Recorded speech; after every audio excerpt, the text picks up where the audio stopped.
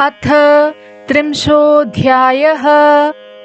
मिथुनराशेः पुनर्वसु नक्षत्रस्य तृतीयचरणम्।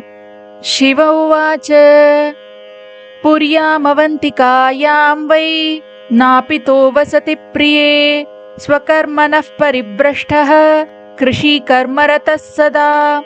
पत्नी तस्य महादेवी परपुंसीरता सदा। कर्कशा नाम विख्याता दर्धुरो नाम नापितः। एकस्मिन् दिवसे देवी वैश्यो धनसमन्वितः स्वर्णकोटिं च संगृह्य निकटे तस्य चागतः। नापितेन ततो देवी वैश्यो धनसमन्वितः अर्धरात्रे गते काले ततः खड्गेन वै हतः। द्रव्यं सर्वं गृहीत्वा तु तां पुरीं च ततस्त्यजन्। सर्वं स्वर्णं व्ययं कृत्वा न दानं च कृतं क्वचित्। एकदा समये देवी नापितेन सह स्त्रिया प्रयागे मखरे मासी मासमेकं निरन्तरम्। प्रत्यहं क्रियते स्नानं भार्यया सहितेन वै। गोदानं च कृतं तेन वृषभं स्वर्णभूषितम्। ततो वै मरणं तस्य नापितस्य सुरेश्वरी। निर्जले तस्य वै देशे चोपले पथि मध्यगे। यमदूतैर्महादेवी नरके नाम कर्दमे। क्षिप्तो यमाज्ञया वर्ष सहस्रं षष्टिसंमितम्। नरकान् निर्गतो देवी व्याघ्रयोनिस्ततोऽभवत्। पुनर्महिषयोनिं च मानुषत्वं ततो गतः। ऋक्षे पुनर्वसौ देवी तृतीयचरणे वरे। प्रातस्नानं फलं देवी नृपवंशे समुद्भवः।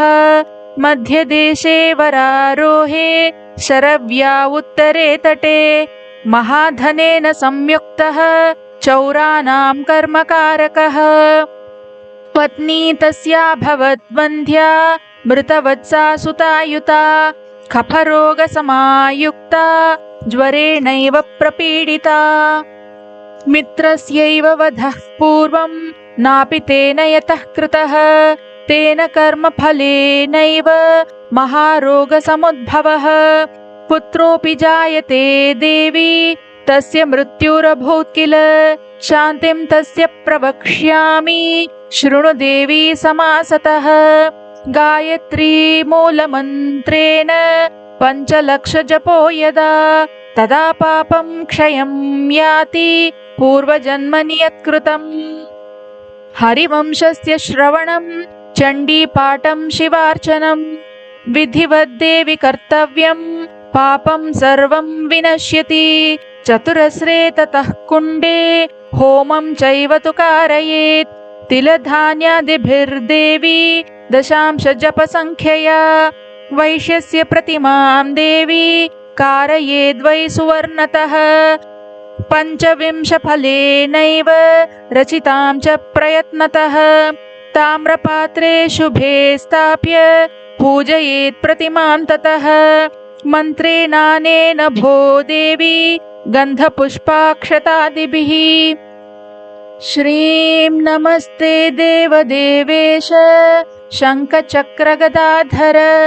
अज्ञानाद्वा प्रमादाद्वा मया पापं कृतं पुरा। तत्सर्वं क्षम्यतां देव शरणागतवत्सल। श्रीं चक्रधराय नमः। श्रीं गोविन्दाय नमः। श्रीं दामोदराय नमः। श्रीं कृष्णाय नमः। श्रीं हंसाय नमः। श्रीं परमहंसाय नमः। श्रीं अच्युताय नमः। श्रीं हृषीकेशाय नमः। श्रीं चक्रधरादिभिर्नाम्ना सर्वदिक्षु प्रपूजयेत्। प्रतिमां पूजयित्वा तु विप्राय प्रदापयेत्। ततो गां कृष्णवर्णां तु ब्राह्मणाय प्रदापयेत्। पञ्चसङ्ख्यामितां देवी प्रदद्याद्वैकुलाय च ब्राह्मणान् भोजये देवी यथा सङ्ख्यं वरानने एवं कृते वरारोहे शीघ्रं पुत्रः प्रजायते वन्ध्यात्वं नाशयत्याशु सर्वरोगो विनश्यति इति 30ोऽध्यायः।